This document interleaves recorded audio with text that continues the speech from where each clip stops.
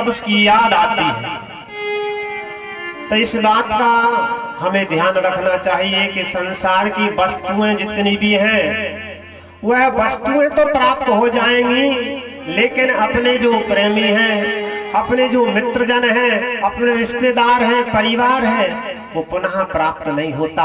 ना कुछ संपत्ति के लिए परिवार जनों से झगड़ा नहीं करना चाहिए, और जहां पर संपत्ति के लिए लड़ाई लड़ी जाती उसी का नाम तो महाभारत है। और जहां पर संपत्ति के लिए एक दूसरे को त्याग कर देते हैं उसका नाम रामायण है। रामचरित में तो आप सुनते हैं ना, इतनी बड़ी संपत्ति एक दूसरे को त्याग दी। बड़े भाई चाहते हैं हमारा मंझला भाई राजा बना रहे, हमें कोई जरूरत नहीं है, और छोटे भाई चाहते हैं नहीं बड़े भाई के सामने हम राजा बने, ये बात उचित नहीं है। आज के व्यक्ति छोटी छोटी बातों के लिए, ना कुछ स्वार्थ के लिए अपने परिवारजनों से झगड़ा कर लेते। तो द्वारकाधीश ने अपने पांडवों के लिए समझाया, युधिष्ठिर की समझ में नहीं आई। फिर प्रातः काल होते ही भगवान पांडवों के लिए पितामह भीष्म के पास ले गए।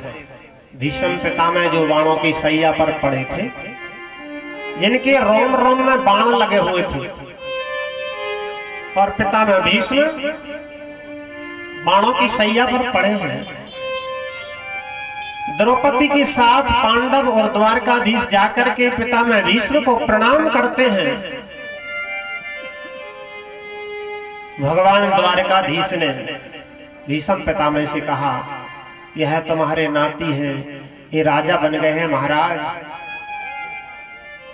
इनके लिए किस तरह से राज्य चलाना चाहिए मार्गदर्शन दीजिए। भीष्म पितामह कहने लगे, हे द्वारकाधीश, आप तो जगत के गुरु हैं, आप सब कुछ जानने वाले, सब विद्याओं में निपुण हैं, जिनके साथ में स्वयं द्वारकाधीश रहते हो, मैं उनको क्या सिखाऊं, मैं उनको क्या धर्म सिखाऊं, क्या राजनीति सिखाऊं। आपसे बड़ा कोई गुरु नहीं है, इसलिए आप ही इनको शिक्षा प्रदान कीजिए। भगवान जी ने भीष्म पितामह से एकांत में थोड़ा कान में जाकर के कहा कि देखो, यह युधिष्ठिर जो है वो मुझे छोटा मानते कि छोटा भाई है, इसलिए मेरे द्वारा दिए हुए ज्ञान को सुनकर भी इनका मोह दूर नहीं होता है। आप वृद्ध हैं, इनको शिक्षा प्रदान कीजिए। भीष्म पितामह ने उस समय राजनीति और धर्म ज्ञान सब शिक्षाओं को प्रदान किया। और जब धर्म का वो वर्णन कर रहे हैं उस समय कह रहे हैं, देखो पुत्रों, तुम राजा बन गए हो, राजा के लिए प्रजा प्राणों से भी प्रिय होती है। अपने परिवार जनों का भी यदि कोई अहित हो रहा हो तो प्रजा का अहित ना हो, ऐसा नहीं तो अपने परिजनों की हित में अपने प्रजा का अहित कर दो।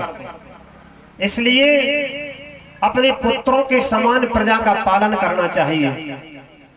और चाहे वो संसार में एक घर गृहस्थी का मुखिया हो या राजा हो, उसको चारों अर्थों का जिस तरह मर्यादा में पालन करना चाहिए। जैसे चार पुरुषार्थ है ना, धर्म, अर्थ, काम, मोक्ष।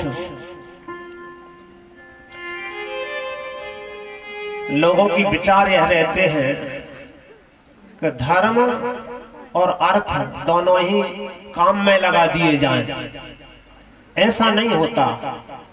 अर्थ और काम, इन दोनों को यदि धर्म में लगा दोगे तो मोक्ष मिल जाएगा। हमारी कामना, जो हृदय में कामना होती है, वह भी धार्मिक होनी चाहिए। हमारा कर्म भी जो है वह भी, हाथ से भी जो कर्म करें वह भी धर्म में होना चाहिए। जब तीनों पुरुषार्थों को अपनी सीमा के भीतर रखते हैं तो चौथा पुरुषार्थ प्राप्त हो जाता है, जिसका नाम है मोक्ष। तो धर्म का उपदेश करते हुए पितामह भीष्म कहते हैं, जहां पर भी आप लोग बैठे हुए हो, वहां यदि अधर्म हो रहा हो, उसको रोकने का प्रयास करना चाहिए। यदि अपनी शक्ति के द्वारा रोकना चाहे तो उसको रोक दो, और अधर्म को रोकने में हम सामर्थ्यवान न हो तो ऐसी सभा का त्याग कर देना चाहिए। इस कथा को सुनकर के, इस उपदेश को सुनकर के द्रौपदी जी मुस्कुराने लगे, उनको हंसी आ गया। जब द्रौपदी जी हंसने लगी तो भीष्म पितामह ने पूछा, पुत्रवधू आपको हंसी क्यों आ रही है? द्रौपदी जी ने कहा, बोले स्वभावश मुझे हंसी आ गई थी। बोले नहीं, कुलवधू नारियां बिना कारण के हंसती नहीं है, हंसने का भी कोई कारण होता है। सहज में ही कोई अपने दांत निकाल दे, अच्छी बात थोड़ी है। कोई विशेष बात हो, हंसने का कारण हो तो हंस करो, हंसना भी चाहिए। तो द्रौपदी जी ने कहा, पितामह क्षमा करें, मेरे हंसने का कोई विशेष कारण तो नहीं है, लेकिन मुझे पूर्व समय की कुछ बातें याद आ रही हैं। जब दुर्योधन की सभा में दुशासन मुझे खींच कर ला रहा था, और उस सभा में दुर्योधन ने आज्ञा दी, द्रौपदी को निर्वस्त्र करके मेरी जंघा पर बिठलाओ। ऐसा आदेश किसी राजा ने कभी नहीं दिया होगा। ऐसा बड़े बड़े अत्याचारी हुए, लेकिन ऐसा आदेश किसी राजा ने ऐसा नहीं दिया होगा कि भरी सभा में एक महिला को निर्वस्त्र करके जंघा पर बिठलाओ। इतना बड़ा पापमय आदेश, और उस आदेश का पालन भी होने लगा। उसका भाई दुशासन, जिसकी भुजाओं में 10,000 हाथियों की शक्ति थी, वो जबरदस्ती खींच करके मुझे सभा में ले आया और निर्वस्त्र करने का प्रयास भी करने लगा। वहां पर आप सब लोग बैठे हुए थे, और आप जैसे महारथी जिनकी भ्रुकुटी की मरोड़ देख